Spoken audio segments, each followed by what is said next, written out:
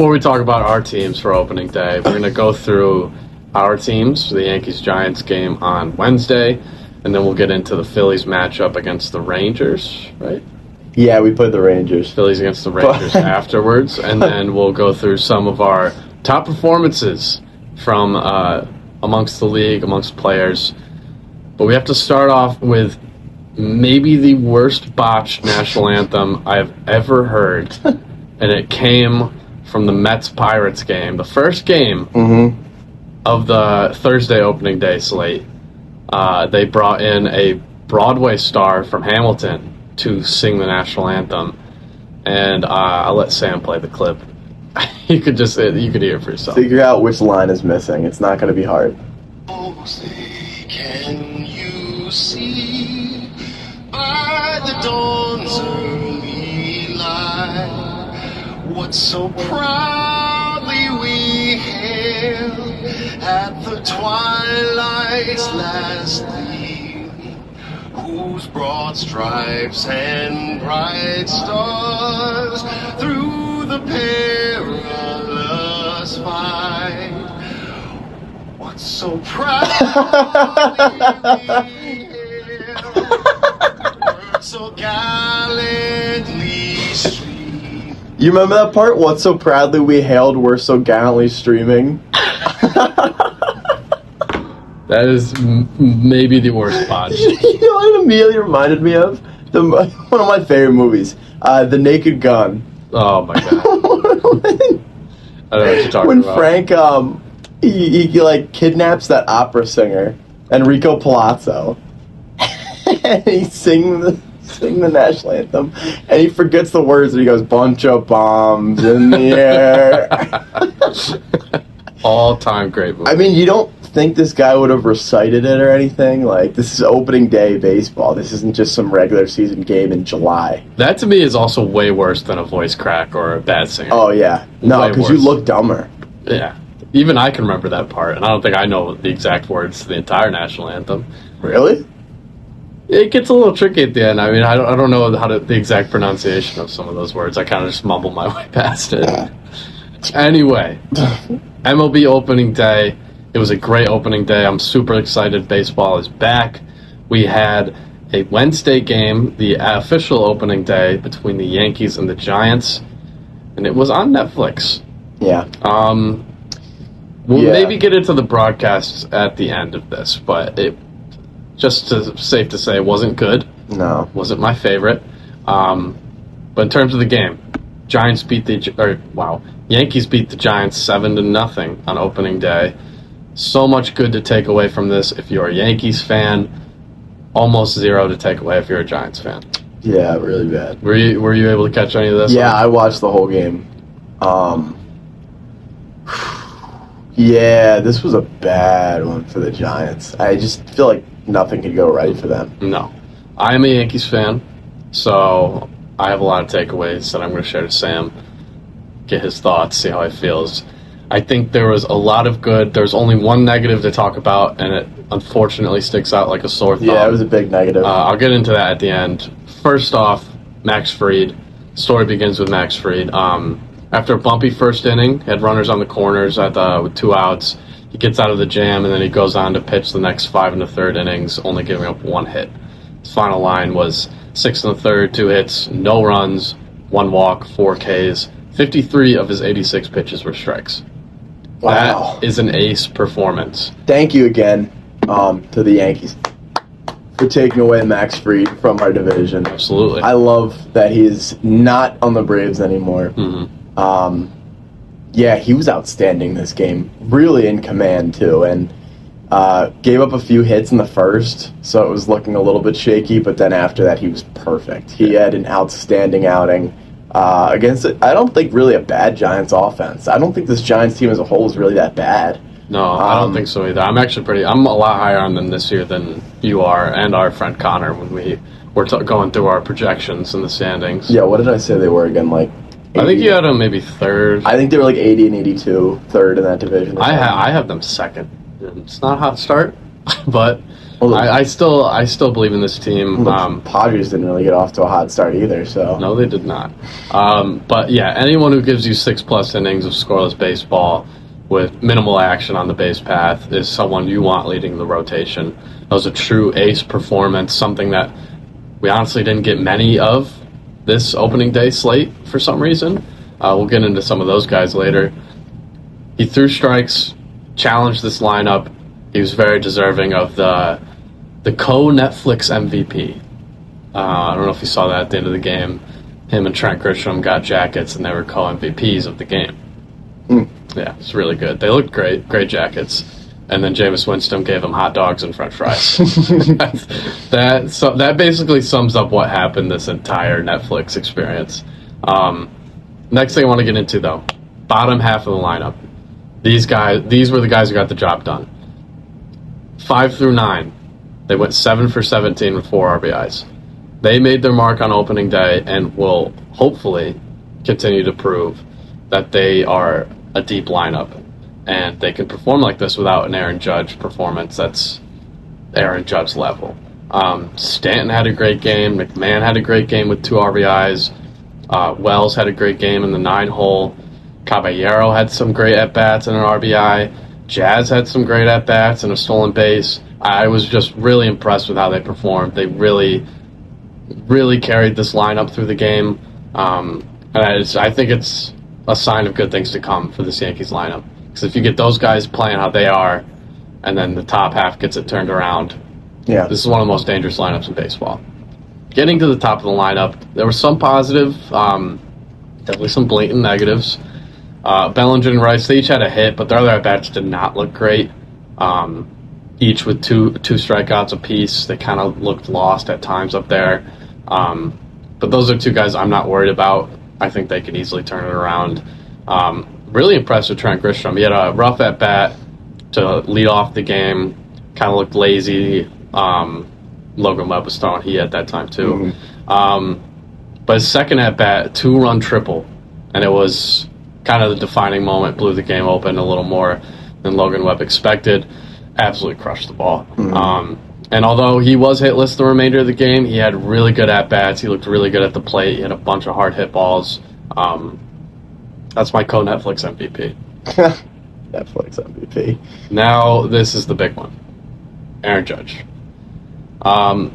This was the only negative, and unfortunately, it's a big one. I'm not mad because we won by a lot, and I'm not worried because it's Aaron Judge. Plus, I'm kind of accustomed to slow Aaron Judge starts. I think people maybe forget because last year he started off so good. His home run breaking season, the 62 homer year, he had maybe the worst April of his career. He was hitting 206 and maybe 3 home runs through that month.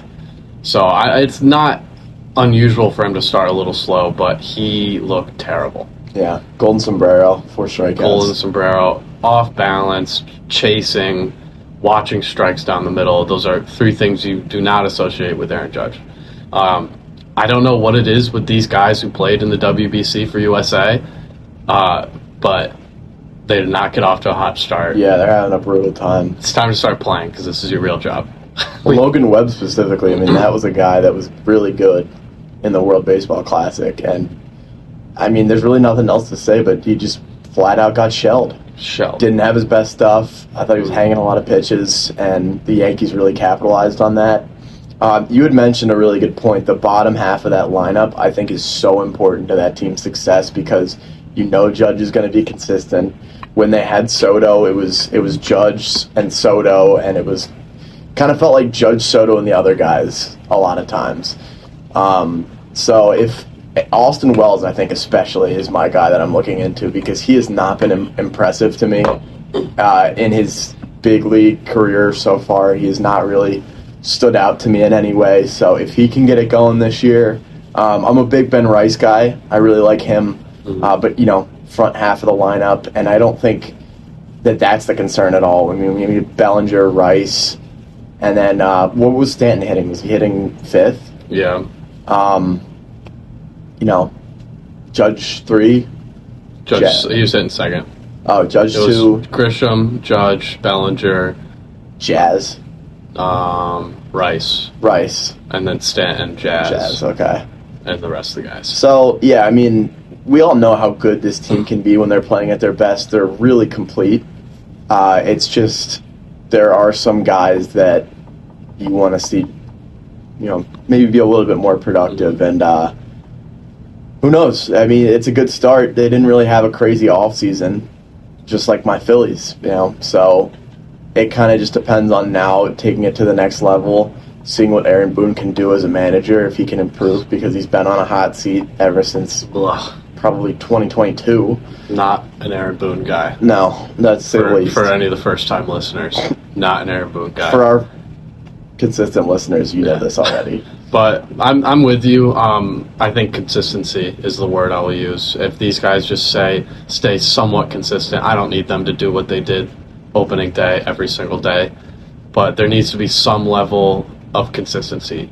Austin Wells can't be dipping into the 100s in batting average. That's just not sustainable. Mm-hmm. And, yeah, I truly believe if Judge does turn it around, which he will, that's not even a question, these guys continue to play at the caliber that we all know they can play at in the bottom half of the lineup, this is one of the most dangerous lineups in baseball, definitely the best in the AL East. I don't really know what's stopping them. Last thing I want to talk about is Logan Webb. It was an anomaly performance. I mean, this is a guy you do not see performances like this from him often, if at all.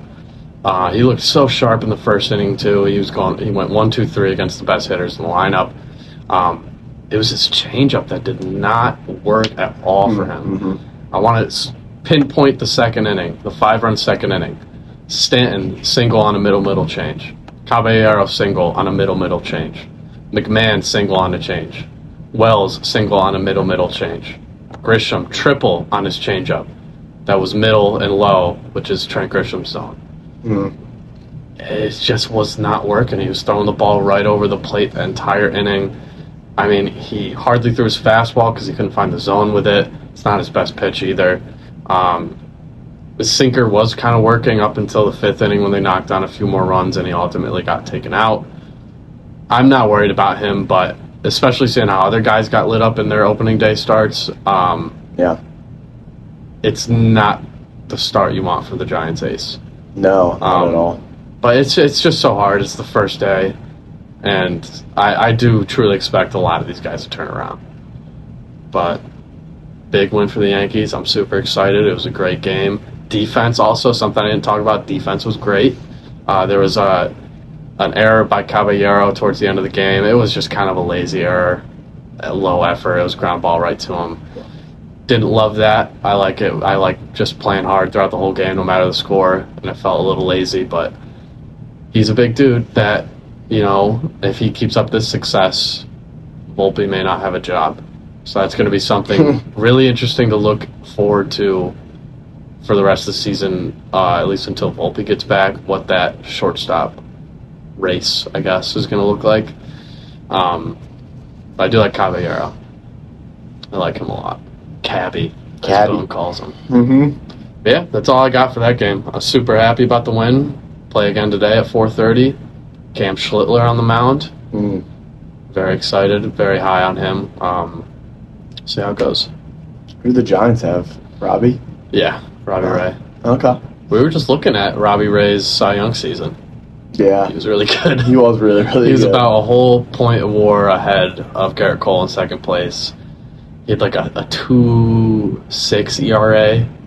He was disgusting that year. He was really good. Yeah, is it time for the Phillies? Yeah, let's jump into the Phillies. I'm in a good mood too because saw some good stuff from the Phillies. We're still leaving runners in scoring position, but that's never going to change. It's been the Phillies story ever since they became good again. But, I'm going to lean towards the optimistic side because there were a lot of things I saw that I really liked. And the number one thing, the best player in this entire game, to no one's surprise, was Christopher Sanchez. And he has fully established himself, especially with Wheeler kind of on the outs, but looking to come back decently soon. I still don't even know if he'll really be 100%. I think this is a dude that everybody should be looking out for the NL Cy Young. He's already got the lead over Skeens for sure after those two performances, and we'll get to Skeens a little bit later. But just did exactly what you'd expect Christopher Sanchez to do. Pitched 6 beautiful innings, didn't really run into a whole lot of trouble, didn't give up any runs, had a crap ton of strikeouts with 10. And it's great for my fantasy baseball team. Yeah, I mean, he's just on another level. One of the best left-handed pitchers, one of the best pitchers in the entire MLB, not even just the National League. He, to me, is just the model of consistency. I call him Mr. Consistent because it feels like every time that he's on the bump, it's like that kind of Scooble Skeens level where you just know that it's going to be a low-scoring game for whoever you're playing. Unless the bullpen has to get in. And we'll get to the bullpen in a second. But that sinker is just so lethal. He uses that as his 1-2. Always clips the zone. It's so hard to read because it looks like it's going to be dropping, but then it just barely sits in the corner of the zone, whether it's left or right. His changeup as the put-out pitch was phenomenal yesterday. Looked really, really good against a lot of good hitters on the Rangers. They have an underrated offense. So I was really encouraged by Chris Sanchez. A lot of the new guys, too. I mean, Justin Crawford, first game in the majors, been wanting him to be called up for forever now, and they finally decide to call him up now that Bader's gone. And the first pitch that he sees, he takes right up the middle for his first MLB base hit with Carl Crawford in full Phillies gear in the crowd, which was pretty awesome. It was pretty awesome. He ended up going 2 for 4 in that game, so an amazing debut. And then defensively, I thought he looked really sharp. My old friend Andrew McCutchen, who got a standing ovation as he should. Everybody loves Uncle Larry in Philadelphia. Hit a double. Smoked that double. It looked like it was going to be out for a second. To center. Crawford calmly fields it off the wall, gets it in to prevent a triple. I thought that he looked really, really sharp out there. And I'm also liking Brandon Marsh at left more. I think that takes a lot of the pressure off of him, whereas in center he was kind of had to do it all almost, and sometimes it just didn't work out. I liked seeing a different right fielder, even though Adolis didn't have a productive day. He didn't get on base. But still, I mean, I'm encouraged by him. I like what I saw from him. And then we'll talk about the guys coming out of the bullpen because it was almost a completely new look at the bullpen besides Yohan Duran and Sanchez, obviously, starting the game. We had Zach Pop throw a scoreless inning, which he was kind of a concern coming in because he had a massive ERA, but had a good spring training. I think he deserved to make the team. Jonathan Bolin, scoreless. We had acquired him from the Royals for, I think that was the Strahm deal. Yeah, it was the Strahm deal. And he looked really good. Only gave up a hit, 8-pitch inning, looked really sharp. Kyle Backus, though, that was brutal. That was a really tough appearance. We have Phillies fans already calling him the next Jordan Romano. Look, I'm not going to overreact to one appearance, but being up 5-0 going into that 9th inning, giving up 3 runs, and having to bring in Duran, which we shouldn't have even had to use him in that situation, it's a little concerning. I'm not going to sit here and say that it's not, but also I'm not going to overreact and act like him coming in and giving up 3 runs on opening day is just this huge concern that we should all be worried about, because some guys just start out bad. We just talked about Logan Webb, Sometimes you're not fresh enough to start the season. Nate Eovaldi for this game. Eovaldi, who I didn't even think pitched that bad. The big 2 mistakes was the Schwarber home run and the Bohm home run, obviously, which ended up being the 5 runs that put the game away.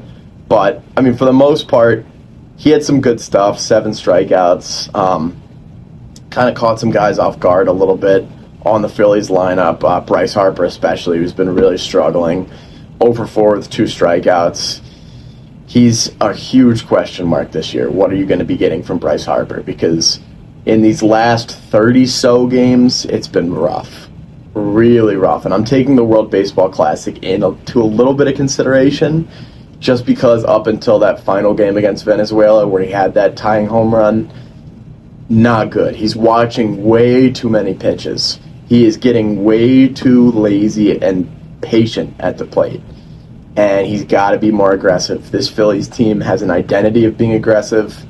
Kevin Long has this identity as a hitting coach of having aggressive hitters, and sometimes, I know I sat in the same exact chair and I complained about Nick Castellanos being too aggressive at the plate. There's a fair mix, I'd say, between Castellanos, who swings at everything, and Bryce, who is just hesitant to swing at anything. But let's get to the positive. Trey Turner, very Trey Turner game, goes 2 for 4 with 2 singles. Schwarber hits a opposite field bomb, which he never goes opposite field. So that was really encouraging to see. Bryson Stott, 2 for 4. Brandon Marsh, 2 for 4. I'd mentioned Justin Crawford already. The Bohm home run was awesome. So, you're getting enough at the plate. 5 runs in opening day, I'm not going to complain about that.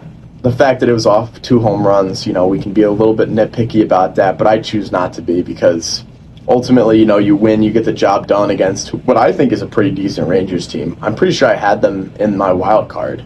Yeah, I think you did. So I expect big things from the Rangers, and making this kind of statement, it was a very Phillies win. You know what I mean? Home run. We got to it. Yeah. We got Nola on the bump tomorrow.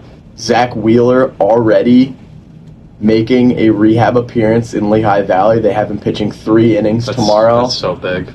That's so big. It's awesome, but I am a little reserved. I feel like, especially coming off of a right shoulder injury where he had to have part of his rib removed, I'm a little worried about that, but, I get it. He only has so many years left, probably 2 if we're lucky, so it makes sense putting him out there. But, I really can't complain about this game. I think the Phillies are going to take this series, because you got Luzardo in Game 3, which, stud, he's been amazing.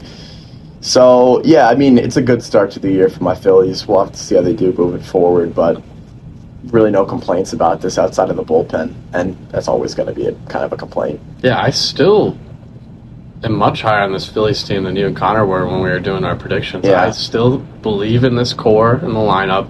The starting pitching, especially when Wheeler gets back, is going to be nasty, and they just have yet to show me that they won't take over this division again. It is warranted how the Braves do. The Mets did get better as well, and they had the Mets is the big one for me. I'm not as worried about the Braves. They had a great opening day as well. But I still just trust this Phillies team. They just win games. Doesn't matter if it's a blowout or if it's a close game. They just win games, and that's been the story the last 2 or 3 seasons. I look at Turner. That's a dude I think is just going to stay consistent again. Schwarber, he's going to hit a lot of home runs again. Yep. And Bohm, I know he's not a fan favorite, but that dude just hits. He does hit. His average is going to float around 270, 290, and that's not bad.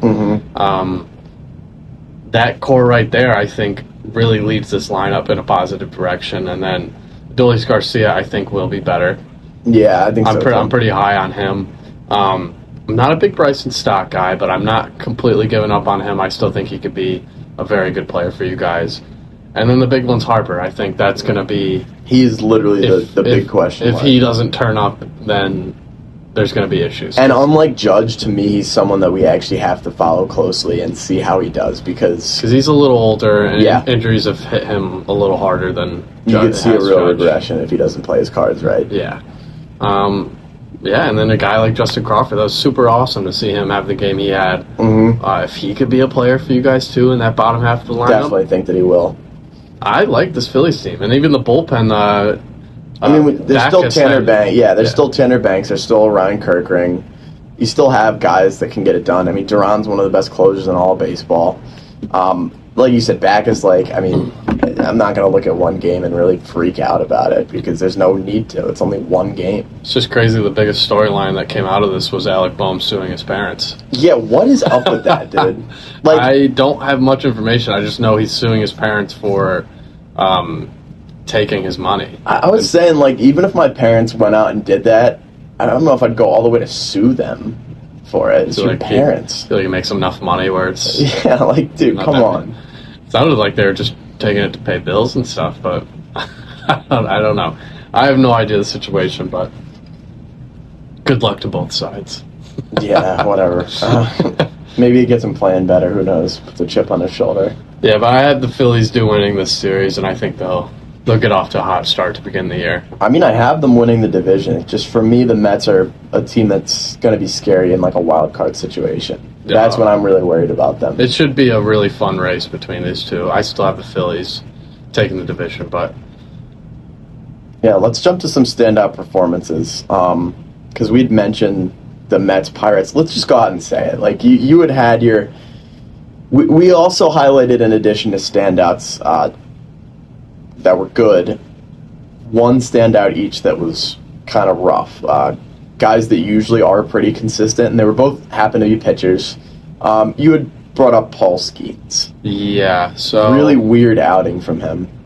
Unexpected, surprising, abrupt.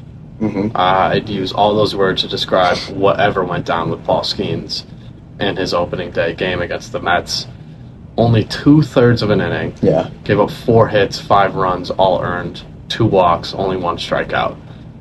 Almost the entire lineup reached base except a Bichette sac fly and Carson Bench strikeout. And that Bench strikeout too, actually.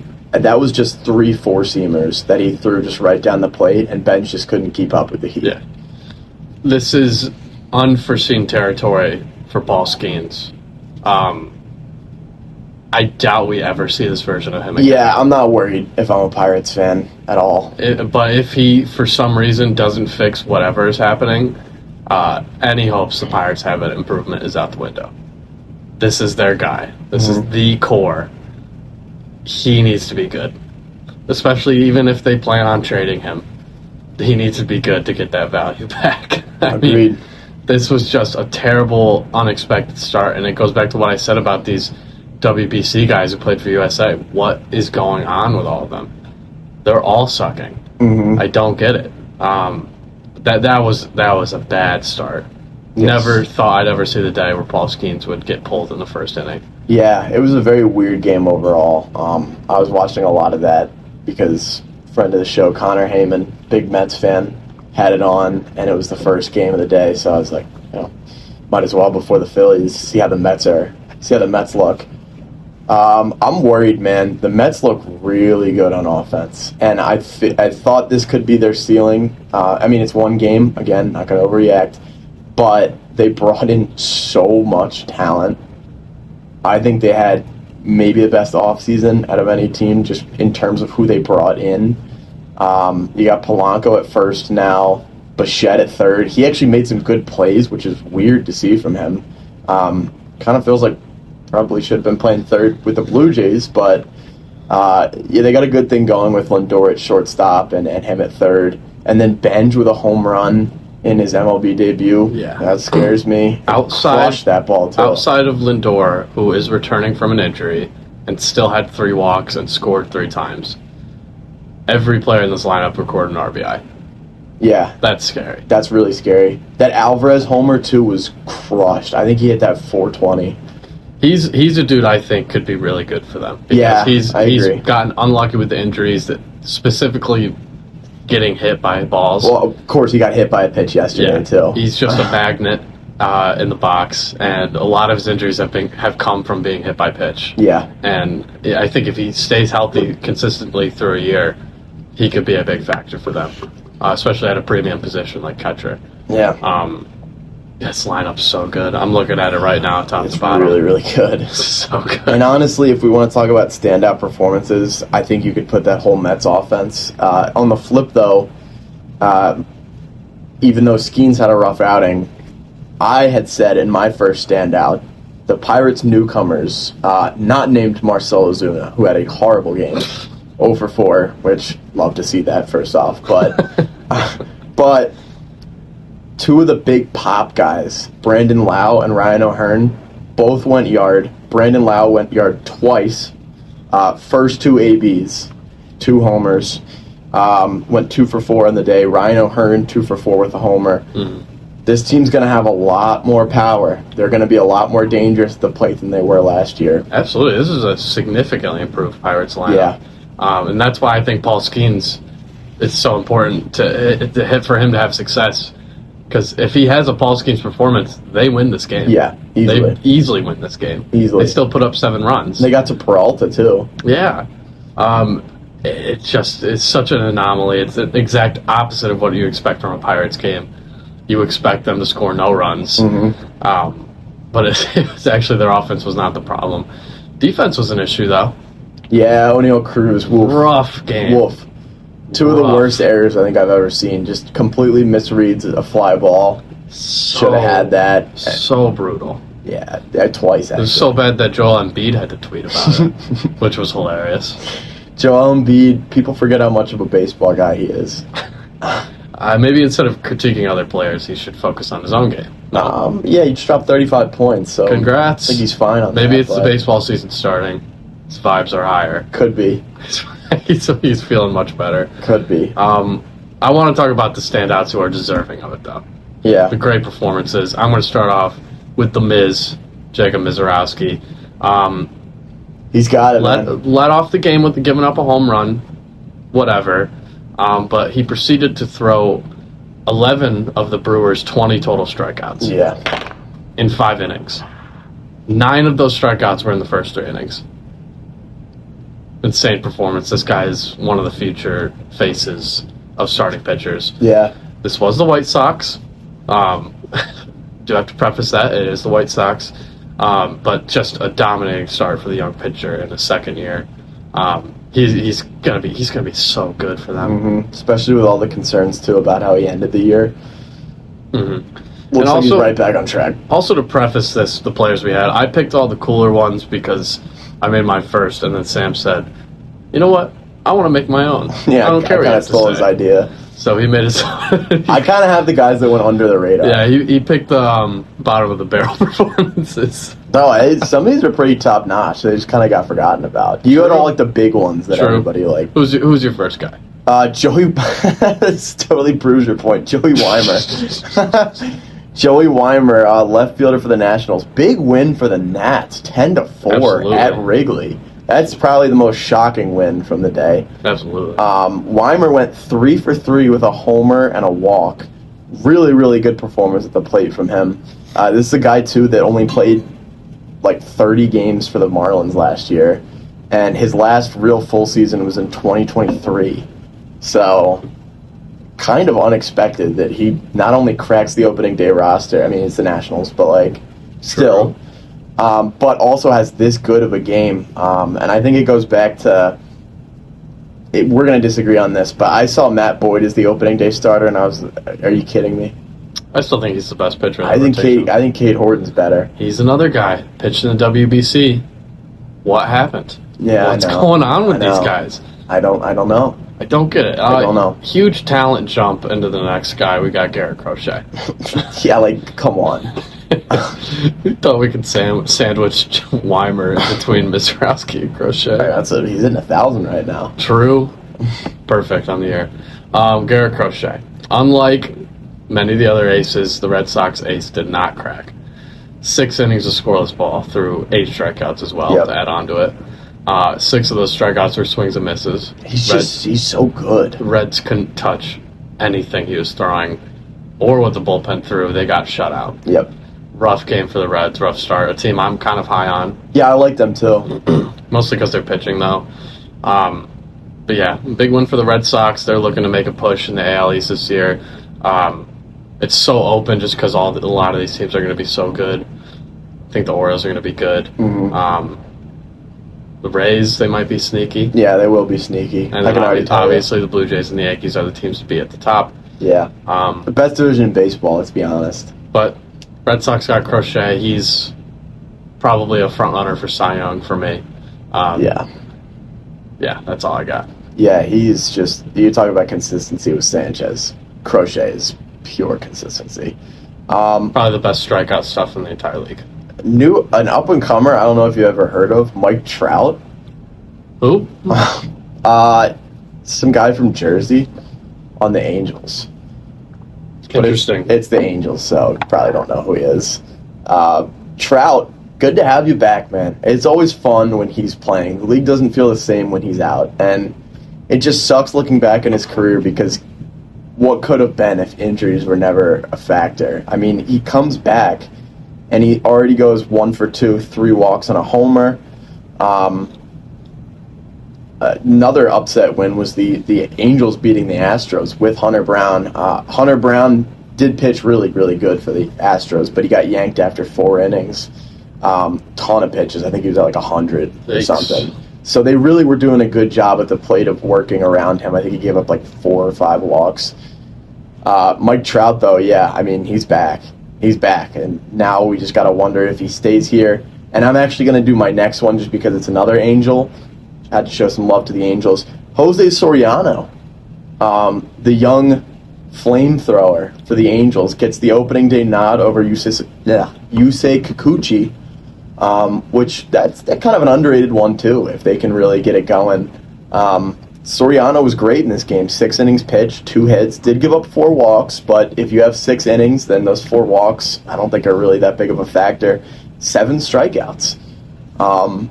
Not a bad Astros offense. No. Not bad at all. They're still my last place team in the division. The Angels? West, yes. Yes, me too. But they got some fun players. They still have Zach Neto. And if Mike Trout stays restart. Mike Trout stays healthy, it could be a fun lineup. Yeah. That's all I hope for. I just want Trout, a full Trout season again. Last time we had that, he was, MVP? Or runner-up MVP, one of the two. Because every season he's fully healthy. He's either wins the MVP or he's in top 3. Mm-hmm. So, let's hope he stays healthy, stays on the field. Next up, Trevor Rogers of the Orioles. I talk about all these starters who got blown up. He did not. Biggest concern with the Orioles is, without a doubt, their pitching. Yeah. And Rogers goes 7 innings, scores ball with 5 strikeouts. You have to give credit to the guy who wins pitching duel against Joe Ryan every time. Very impressive start for him. And Joe Ryan pitched great in this game, Pitched too. great. Very impressive start for him. Good start for the Orioles, especially if that offense gets going. They're going to be a good team. Mm-hmm. My next one of my favorite players that's not a Philly, Rhys Hoskins with the Guardians. An old friend of yours. Good old friend of mine. How about this for a Guardians debut? 3 for 3 with a walk against the Seattle Mariners. Not bad. With Ryan Lucas Wu. Gilbert, who another guy that kind of got lit up. Yeah. Rhys Hoskins, I don't really know what else to say. This was a later game. I was kind of watching March Madness. But he was initially kind of signed to like a minor league deal, makes the opening day roster, and proves he can still be dangerous. He shouldn't be on a minor league roster, even for the Guardians. I mean, he's too good to be that. Shout out Rhys Hoskins. Yeah, Mets killer. Mm-hmm. I'm going to do 2 in a row and take your thing that you did to me Take it. I only have one rudely. left. Whoa. I didn't think it was rude. But I got 2 rookies. We'll start off with Chase DeLauder for the Guardians. 2 for 5 with 2 home runs. Yeah. The second came in the 9th, and it was the nail in the coffin against the Mariners. If the Guardians rookie right fielder keeps this up, he could make a strong case for AL Rookie of the Year. But it's going to be a tough task because his competition is my next pick, Kevin McGonigal of the Tigers. The rookie third baseman with probably the best hitting performance of all of the players in opening day. He was with Erie, wasn't he? This last year? Yeah. 4 for 5 with 2 doubles, 2 RBIs. It didn't matter if it was a fastball, changeup, sinker. He was on everything. He's going to make a huge impact for this Tigers offense. And this is going to be a fun race between them two for Rookie of the Year, for sure. My pick's still McGonigal, but let's see what DeLauder does. Great performance from the rookies, and that's my list. The only one that I have left is my standout disappointment, and I hate doing this to him because he's been really underrated since he joined this team, but Nick Pivetta with the Padres. 3 innings, 7 hits, 6 earned, 3 walks, 4 strikeouts. Not his best stuff at all. They got destroyed by the Tigers. They were down 8-0 before they put up 2 meaningless runs. Tigers just controlled this game. I mean, you had Scooble you had to deal against, so it's never easy, and Scooble pitched great like he always does. So yeah, Nick Pivetta is my standout bad. Shout out Pivetta. Right. Shout out Pivetta. Yes, sir.